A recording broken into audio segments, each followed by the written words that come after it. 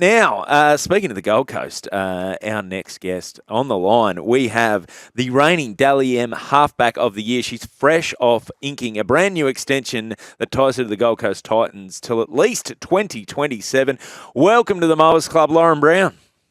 Hello, guys. Thanks for having me.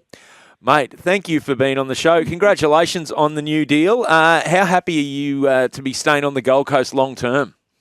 Oh, I'm so happy. I'm from the coast, so it makes life a lot easier in regards to not having to move or anything like that. And so the Titans are always going to be my first choice, and I think we're building towards something quite exciting. So I want to be a part of that. Was there any interest I'm sure there was, in a player of your ilk coming off such a dominant year last year? Was there clubs sort of sniffing around for the services, or did you put them completely out of your mind and just have Titans in your sights? I put them out of my mind. I was just really excited to try and stay with the Titans and ink a new deal kind of as soon as I could. But there were some sharks circling. But oh, the sharks were circling. Right. No, actually. Oh, that sounds like I was hinting towards them. No, there were a couple in the background, but I didn't pay too much attention to that because, I wanted to stay at the coast. Mate, you've 6 years in the NRLW now, and the comp is expanding this year with the two new sides coming in. What's that going to mean for the NRLW with the Warriors and the Bulldogs joining the competition this year? I think it's incredible. It also provides so many new opportunities for girls coming through as well. That creates another 25 spots each team. So I think the depth is getting there. So it's cool to see the comp expanding. Hopefully it doesn't expand too fast, but I'm really liking the direction it's going. Bit of a tough year last season for the Titans. What can we look forward to in 2025? Obviously, big news in the re-signing of yourself, but there's some big name players up there. You've obviously got legend Karen Murphy as coach as well. Can we get excited about potentially finals footy in season 2025? I think we definitely can. That's obviously our aim. But I think last year, we were a bit injury ridden and a few things like that. So I think this year, if we stay fit and healthy, we've got some really exciting young girls coming through that are actually coming off a couple of injuries last year. So I think with the addition of them and some of the more experienced girls, I think we've got a pretty good mix. So if we stay injury-free and train hard, and as cliche as it sounds, just take it one game at a time and not focus on finals, and I think that's our best bet. Mate, speaking of the growth in the game has been phenomenal in the women's game, and the great news, and I want to talk to you about potential Gillaroos berth in the Vegas game coming up. But before we get to that, the NRLW's got its very own Magic Round in Newcastle, Round 5. How pumped are you for a Magic Round? And do you think Newcastle is the kind of place that'll turn it on for the NRLW? Oh, to have a Magic Round this year, I think we saw, obviously, the last few years how cool it's been for the men's round and how everyone gets around it up in Brizzy. So I think that we get our own little Magic Round's pretty cool. I think Newcastle is probably a really good spot to have it. They really get behind the women's game there. We had an Origin there last year, and they sold it out. So I think they're passionate rugby league supporters. I think we'll probably get a lot of boos and abuse hurled at us on the sidelines. But Newcastle people aren't like that. They're not like that, Lauren. But you know what? It adds to the atmosphere, so we'll cop it. But no, very excited. Hey, Lauren, Barney sort of teased it before, just hinting at a potential Gillaroos jersey in Vegas of all places. Can you give us an exclusive here? I know you missed out in the Pacific Championships due to a hamstring injury. I guess maybe a couple of questions. Yeah. How's the injury coming along? And can you give us an exclusive? Will you be over there in Vegas with the Gillaroos?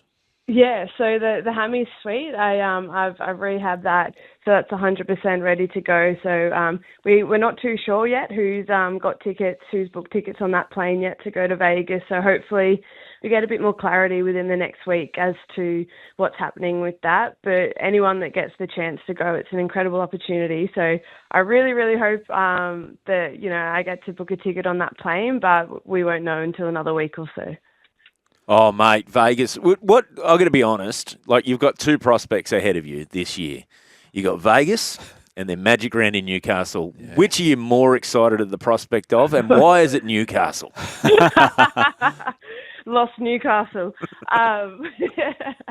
Yeah, look, well, Newcastle is very similar to Vegas, so it's a flip of the coin for that one. It's, not too sure. I'll leave that one up to you guys.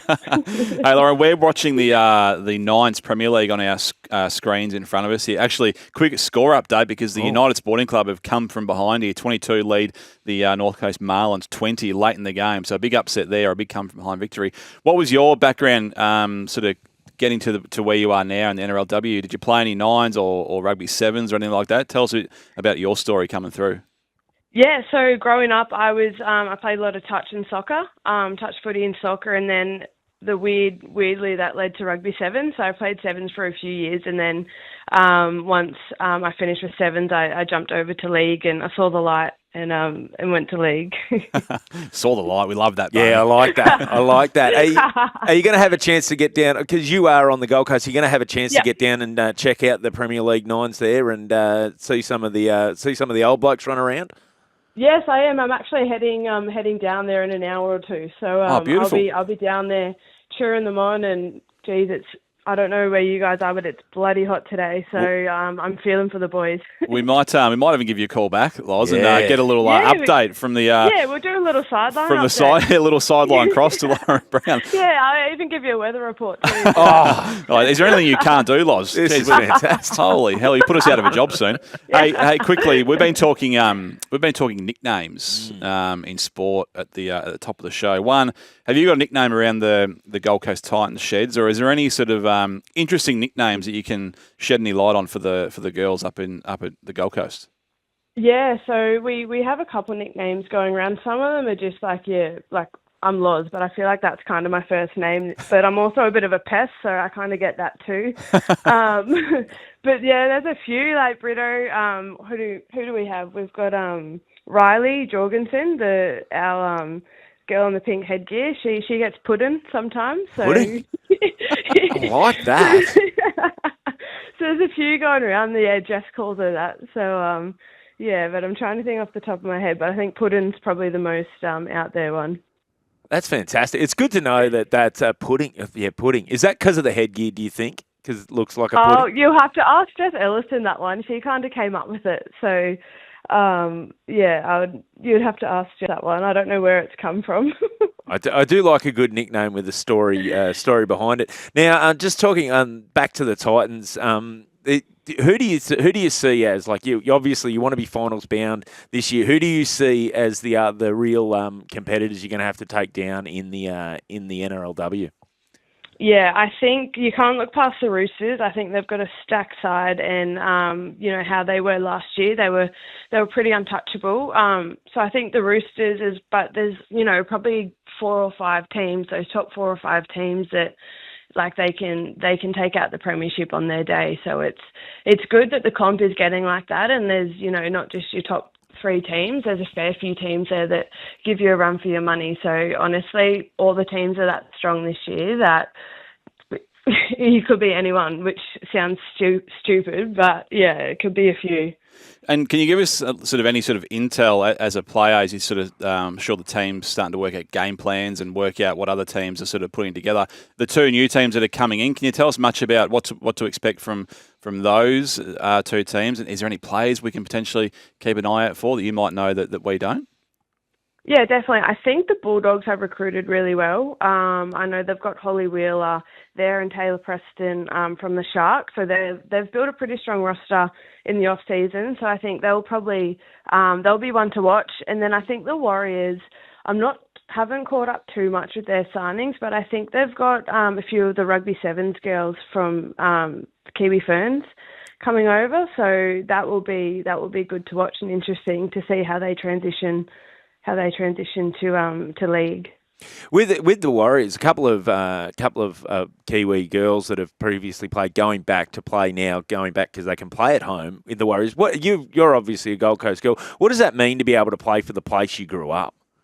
Oh, it just, you've got like this extra little bit of passion and motivation, I guess, when you're putting the jersey on, as well as it being a comfortable environment, a familiar environment. Like, you get to go home after training, instead of, accommodation where like your family aren't there, or, family plays a massive part with footy, I think, and how you are off the field really translates to on. So I think those girls that get the chance now to return home and represent their hometown or home country, they'll be playing for it. We haven't spoken about State of Origin yet either, Loz. Obviously, very proud Queensland Maroon yourself. What's it been like having the 3-game series now? We spoke about the game sort of growing, and that's been a big part of it as well. How did you find that? Oh, it's incredible to have 3 games now. Like, when it was just the 1 game, it was a bit silly because, as like you saw last year with the 3-game series, the Blues like absolutely schooled us in the first game, and then we come back and win the next 2 games. So it's, instead of having to wait a whole year to get payback, you've got 2 weeks to, train and fix what went wrong in the first game and kind of build on that as a squad. So I think, it's so much better. Well, Loz, thank you so much for joining us on the Mowers Club, mate. We look forward to watching you in Vegas, watching you go round for the Maroons, watching you go round during State of Origin, and watching you go round in Newcastle. Probably the highlight of your year, Newcastle, for Magic Round. Hopefully you can get out to the Argyle or some of the other good joints that Newcastle's got to offer as well. Stay away from King Street. Oh, mate, someone's giving you bad mail there. King Street's all good. Mate, Lauren, thanks for joining us on the Mowers Club. Thanks, legends. Really appreciate you having me on.